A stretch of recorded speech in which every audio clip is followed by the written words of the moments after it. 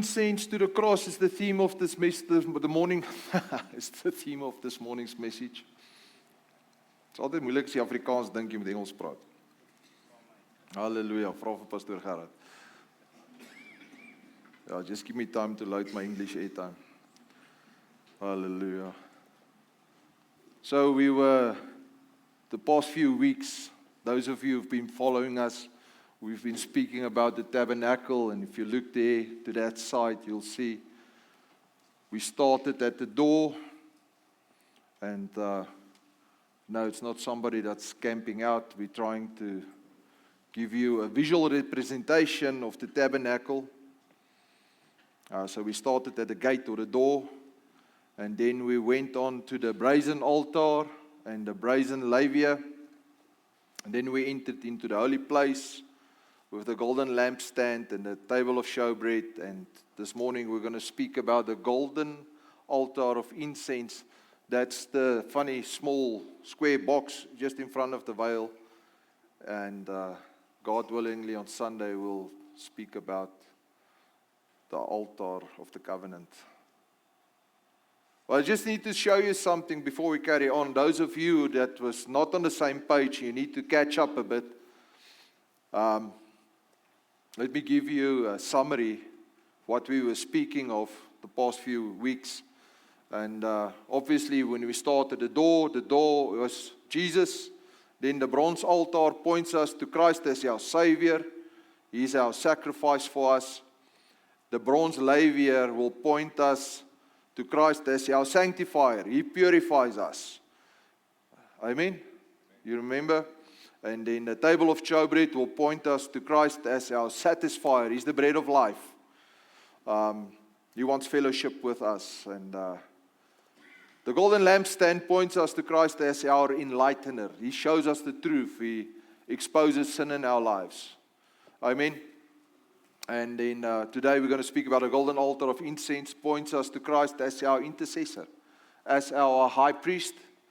And then tomorrow or Sunday it will be the Ark of the Covenant. It points us to Christ as our sovereign. Why? Because He is the King of glory. So all the elements, all the furniture, everything in the tabernacle points to Christ. That's the point I'm trying to make. Through that all. Okay. Oh, you must be excited. Because there's a lot of revelation in this. But this morning we're going to speak about the golden altar of incense. Now, those of you who were here a few weeks back, I actually did the message on the brazen altar. And that morning I actually said there's a big connotation or parallels between the brazen altar and the golden altar of incense. And that morning I made a statement. I actually said, I wonder who's going to preach about the golden altar of incense. I didn't know it was me.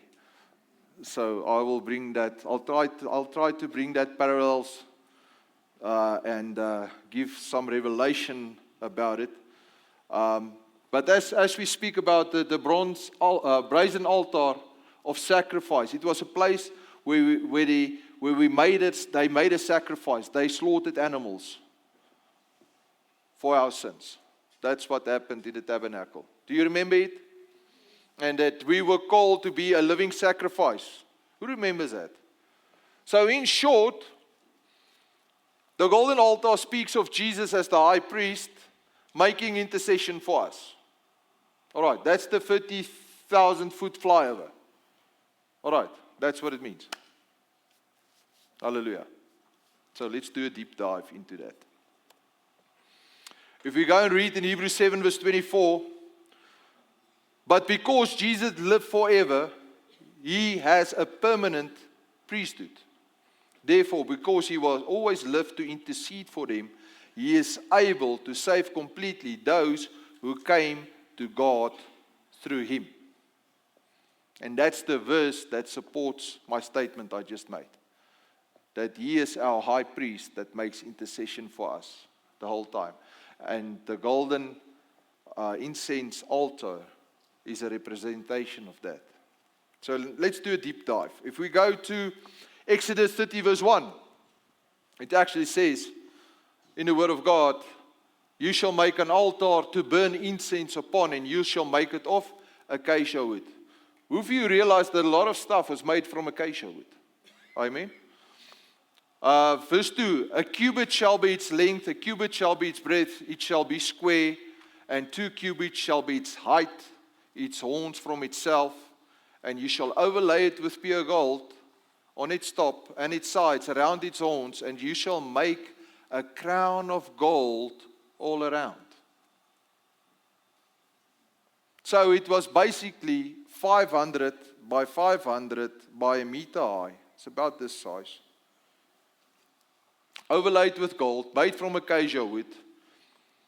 And I just want to stand still with this part in verse 3. It was, and you shall make a crown of gold all around it. That crown of gold speaks of Christ is our King. Now you need to get this. Not only is he the high priest, but he is also the king. And there's only one place in the Word where we read about a king as a priest. And that is when we read about Melchizedek. Help me, pastoor. Wat is dit in Engels? Melchizedek. Is dit reg? Ja. Alright. Ek net weer my airtime laai. Alright. It's the priestly order of Melchizedek, whose name means King of Righteousness. I'll get back to this point just now. I'm going to get back to this point. But for you that are Bible scholars, you can read Hebrews 7, the whole chapter. It actually explains it very nicely. So if you're taking notes, go and read Hebrews 7. We don't have time for that this morning. If we go to verse 4, and you shall make golden rings under it, under the crown of it, and by the 2 corners of it, upon the 2 sides you shall make it, and they shall be the housing for the staves to bear with it. And you shall make the staves of acacia wood, and overlay them with gold as well. So the poles or the shaves symbolizing that this thing needed to be transported in the wilderness. It needs to move. For us, it is a representation or a symbol of we, in our lives here on earth, is going to move to a new place. There's an earthly pilgrimage we are on right now. And for us to get through that, we need the altar of incense in our lives. That's why it was portable. Because we're not staying here. There's a kingdom destination for us. Amen? Who knows what I'm talking about? We're not destined to live on earth here forever, but in heaven forever. That was his purpose for us, to be with him. All right? So we have an earthly pilgrimage that we're going to go through. And we're going to need personal prayer life to get through this life. So if we look closely at the brazen altar compared to the golden altar, so I tried to make comparisons here so we can see the parallels between them. Both of them were made from acacia wood. It was strong, it was durable, it was incorruptible wood. But the brazen altar was overlaid with bronze. Bronze speaking of judgment. And it was in front of the just as you get in through the door, it was the first furniture you'll see was the brazen altar in the outer court. The golden altar of incense was in the holy place, also made of acacia wood, but overlaid with gold. The gold speaks of his righteousness, his holiness, his purity, his kingship, the incorruptible nature of God. And as the fire was burning on the bronze altar the whole time, there was incense burning the whole time on the golden altar. So let's go a little bit deeper. Both of them were square. Square in shape. Different dimensions, square in shape. Both of them had horns. The 4 horns on the brazen altar speaks of redemption, ransom, substitution, reconciliation. Who can remember that?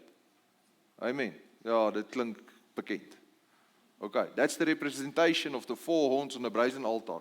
On the golden altar, the four horns speaks of intercession, authority in prayer, access, intimacy, and worship. That's what it speaks of. Now, what's very interesting is, on the Day of Atonement, the four horns on the brazen altar was anointed with blood, as well as the golden altar. Only the horns was anointed with blood.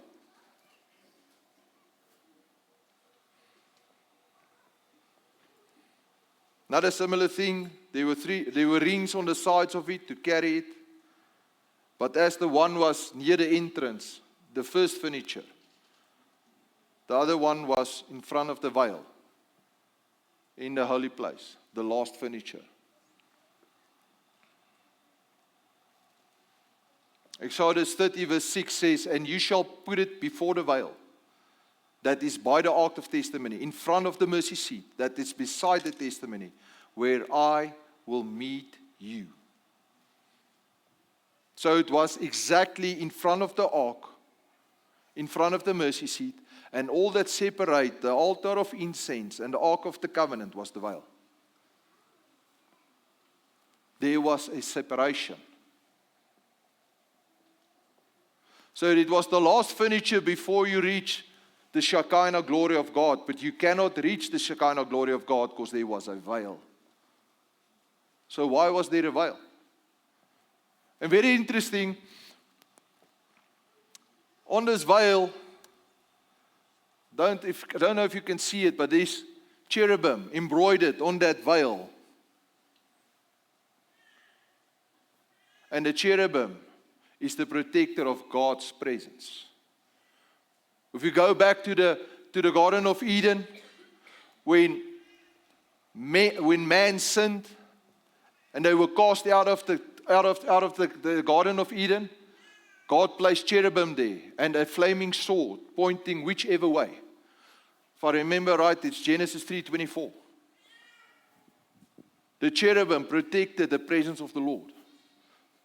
On the veil, the cherubim protected the presence of the Lord. Why is this significant? We'll come back to that a little bit later. Just note that the altar of incense was in front of the veil. And the incense burning made a sweet aroma in front of the veil. There we have a representation of the altar of incense.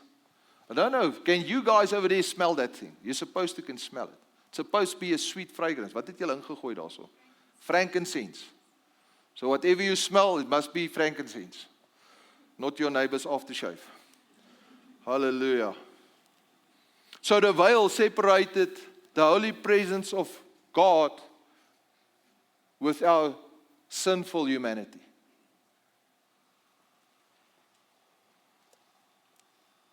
Now, when the priests went to do ministry at the altar of incense, first they will wash their hands in the brazen altar, on the brazen laver.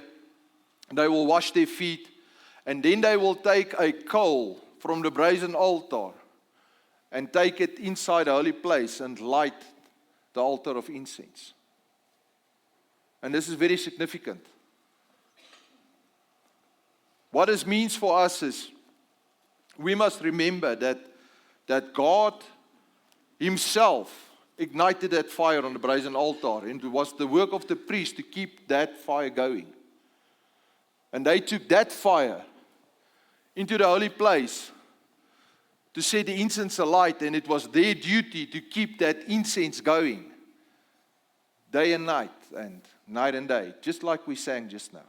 The incense arise day and night. It was their duty. But now you need to look at this.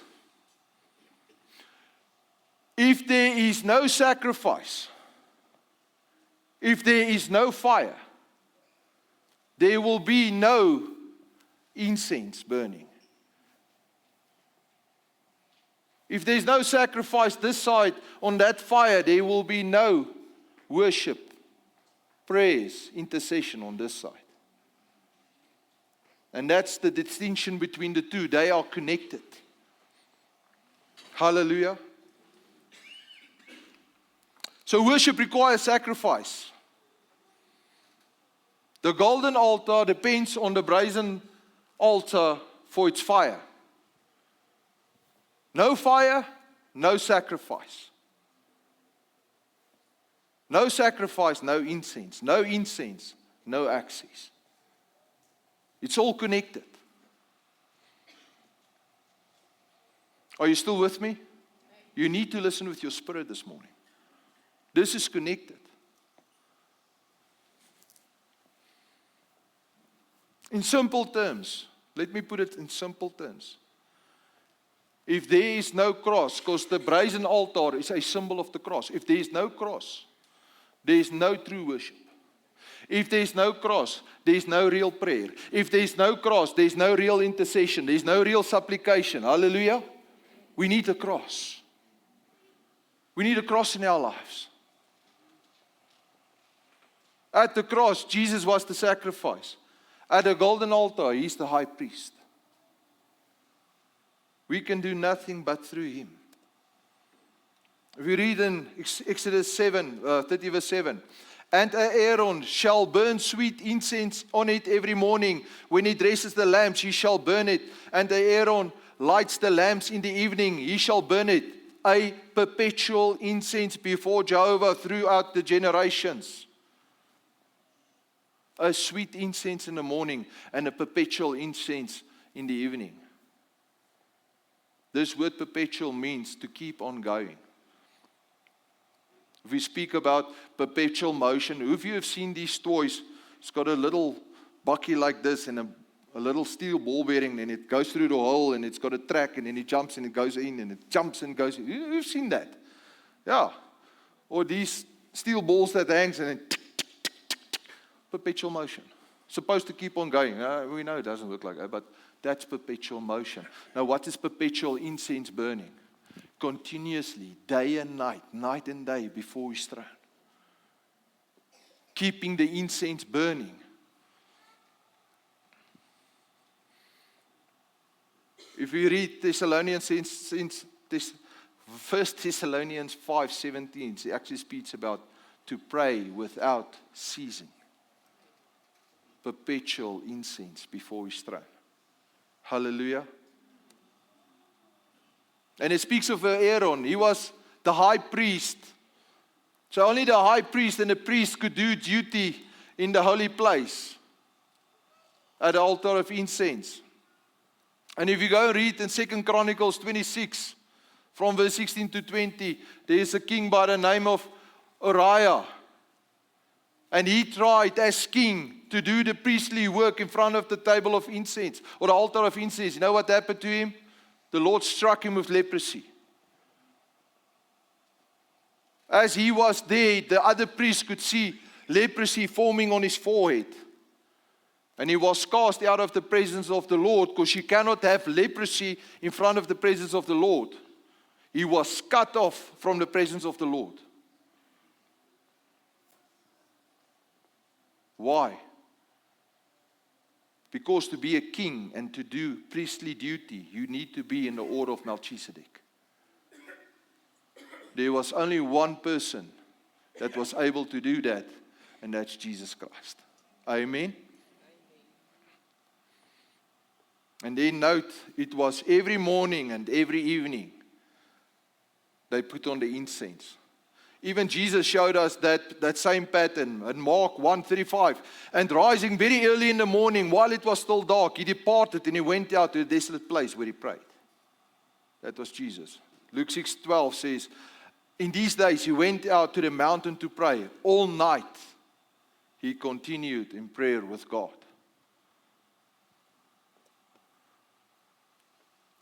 You see, to burn the incense, it speaks of prayer and intercession and worship before the Lord. The burning of incense, that's what it speaks of. What we did this morning was burning incense before the Lord. Hallelujah. Oh, you're not convinced.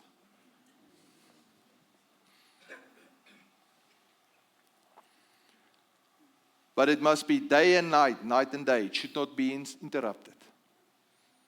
That was the pattern they followed. It was never interrupted. That means we can't just come here and say, ja, maar ek sal bid as ek so voel. Or it's a once-off, ons bid net so bietjie hierso. No. What the Lord wants is day and night and day before Him. And I think it was Smith Wigglesworth that says, I never pray more than 20 minutes at a time, but I never go 20 minutes without praying. Hallelujah. Who've heard that before? Yeah. That's what it means to bring the incense before the Lord. You see, it brings an aroma, a pleasing aroma into the place. When somebody's at the golden altar of incense, there's a very pleasant aroma. Something happens, the atmosphere changes. Yesterday, as I was preparing, I was at home preparing. And there where I live, yesterday was garbage day. Who knows garbage day? When they come to collect the refuge. Who knows it's a very busy, in the street, it's a very busy time of day. All the dogs are barking. People are collecting cool drink bottles. It's busy. And my wife's little Scottish Terrier, he has the time of his life when it's garbage day. Because then he can bark at everything and everything all day long. And I'm trying to prepare my message. So I sat down in the lounge and I started praying and worshiping, and it was not long. Valencia Scottish Terrier, Cody, came sit at my feet. Next moment he's lying down. Now listen, in the street it's chaos. In my lounge, it's serene, it's quiet. And I'm just worshiping and praying, and the next moment I hear that garbage truck. And he only picks up his ears, and then he just relaxed. He didn't even bark. And I just realized at that time, at that moment, the atmosphere in my house changed. Come on, guys. Who know what I'm talking about? The atmosphere will change when you're in the presence of the Lord. Hallelujah.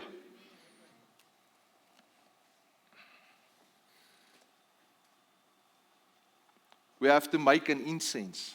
If we jump to Exodus 30, verse 34, and the Lord said to Moses, take sweet spices, stacte, onycha, galbanum, it's difficult words this, eh? Sweet spices with pure frankincense. They're using frankincense this morning.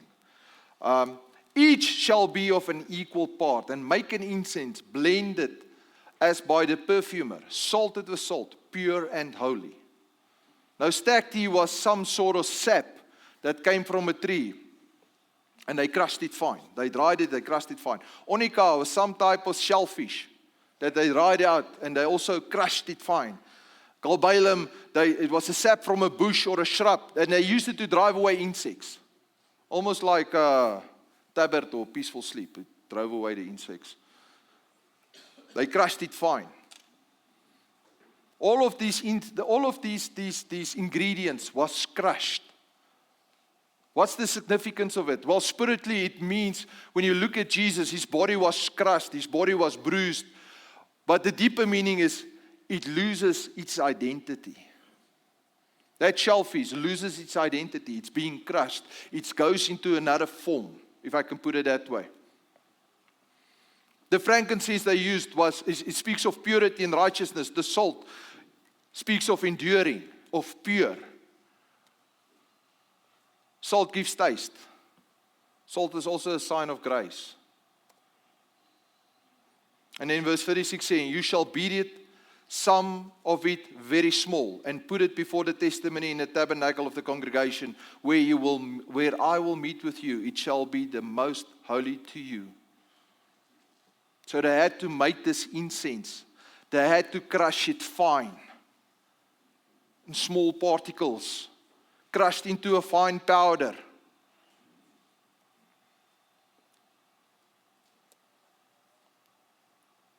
When it's crushed fine, it speaks of brokenness. It speaks of brokenness. Why? Because brokenness releases the flavor. Brokenness releases the flavor, the fragrance. If there is no surrender, there is no true worship. Who gets the revelation? If there is no crushing in your life, there will be no fragrance coming from you.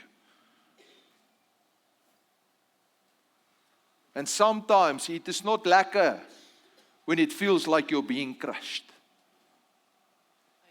But this is what the Lord said, you have to be a living sacrifice. Place yourself on the altar. Let God work with you. Because He's drawn to total surrender. He's not drawn to perfection. He's drawn to authenticity, broken hearts. It's not on our screen. I'm going to read it for you. Psalm 51 verse 70. The sacrifices of God are a broken spirit, a broken and contrite heart.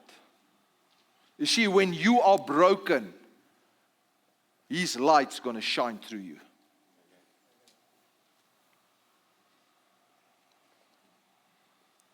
Being broken is not a failure. It's not a sign of hopelessness. I think that the Lord will rather have your messy, broken heart than a perfect performance or an arrogant heart. Because He's busy with your character. He's going to transform our character, which is a lot of times it's in self-centeredness or self-righteousness. He's going to transform that character through the power of His Holy Spirit. In something that will shine for God. Even if you look at Jesus in Gethsemane, when He was in agony, He said, Father, if it's your will, let this cup pass me by. But Father, not my will, but your will. If He did not have that brokenness of heart, if He did not have that attitude, we will surely not be here this morning. Hallelujah. Yes, hallelujah. Psalm 141 verse 2. Let my prayer be like incense offered before you, and my uplifted hands like the evening sacrifice. That's what the psalmist wrote. Let my prayers be like incense before you. If I read in Luke 1 verse 11, this is the place at the golden altar. It's a place of revelation. I just want to quickly share this with you. While Zacharias was praying, in verse 11, an angel of the Lord appeared to him as he was standing on the right of the altar of incense. An angel appeared to him, giving him the revelation of John the Baptist is going to be born. The altar of incense is a place of revelation. It's a place of prophetic insight. But your whole being must be involved.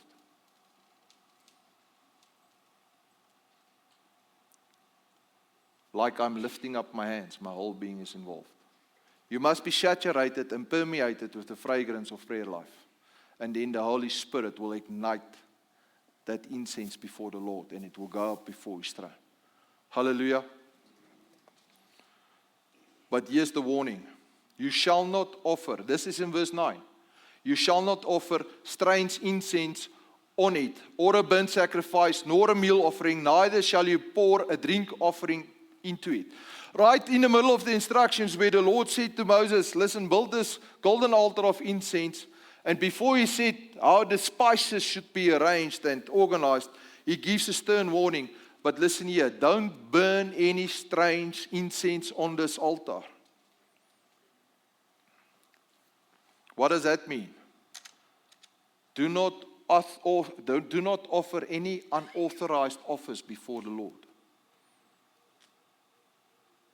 If we think about the brazen altar, it was divine fire that was on that altar. It was from God. Any other fire is strange fire. Are you following me? It's divine fire. Any other fire is strange fire. He gave a recipe for incense. Any other incense will be strange incense.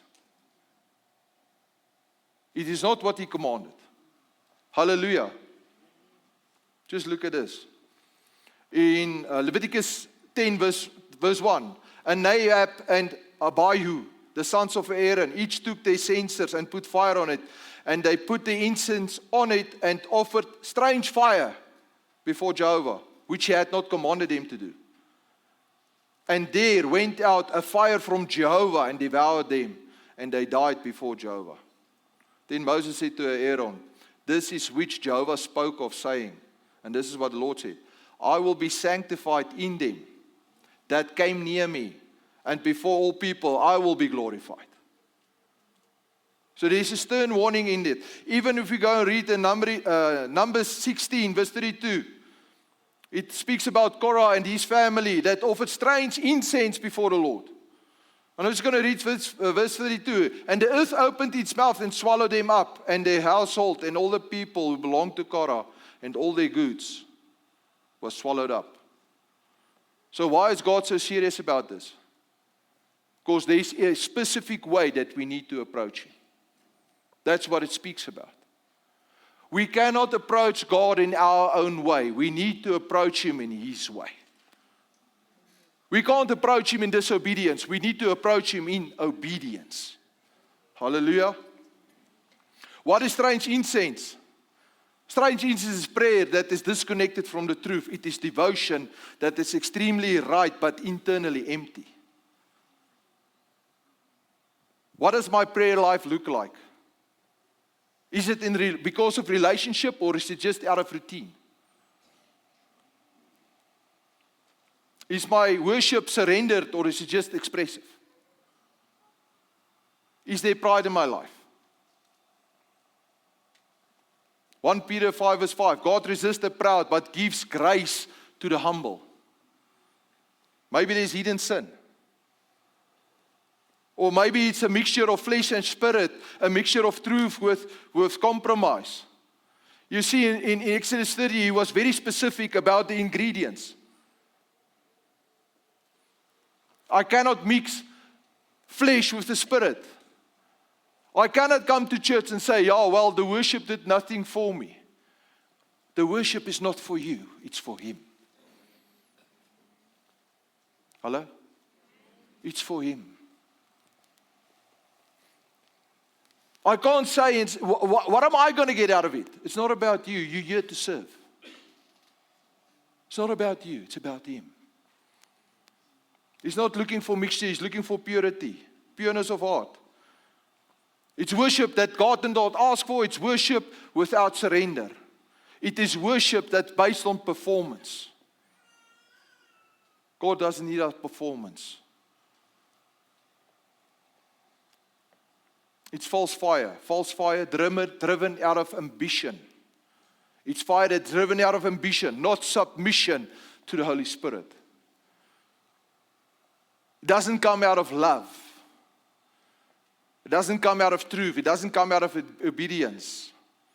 It's without surrender when the heart is far from God. Maybe there's hidden sin, there is envy, there's jealousy, there is addictions or dishonesty. You see the problem is not the incense, the problem is the heart. What's the condition of my heart when I come before Him? He's not rejecting people, He's rejecting false representation of holy relationship.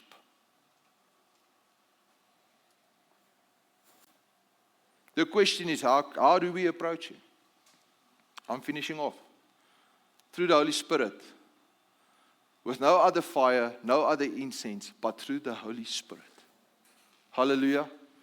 John 4:23. But this hour is coming, and it is here, when the true worshippers will worship the Father in spirit and truth. For the Father is seeking such people to worship Him. God is spirit, and those who worship Him must worship in spirit and in truth. Worship means proskuneo, to kiss Him, to kiss the ground that He walks on. Spirit, pneuma, that speaks of the Holy Spirit. And truth, aletheia, it actually means to strip myself bare, lay bare, no pretense, in honesty. Nothing hiding, nothing hidden. Everything is true. When I worship Him in that fashion, my incense is acceptable before His throne. Jude 1:20, but you, beloved, building yourselves up in the most holy faith, praying in the Holy Spirit. And Romans 8:26, likewise, the Spirit also helps our infirmities, for we do not know what we should pray for as we ought to, but the Spirit Himself makes intercession for us with groanings that cannot be uttered. So here's the thing. Today, we do not use physical incense anymore. It's not necessary. What we need is the fragrance of our hearts that rises up before His throne through the Holy Spirit.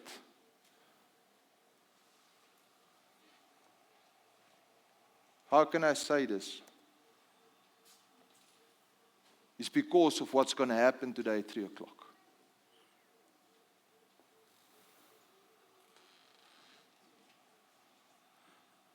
Luke 23 makes this statement, and it was about the 6th hour when there was darkness all over the earth until the 9th hour. That's from 12 until 3. At 12 today, it will become dark. I'm going to ask the dancers, you guys can get ready. Mark 15:37, letting out a loud voice, Jesus expired, and the veil of the temple was torn from the top to the bottom.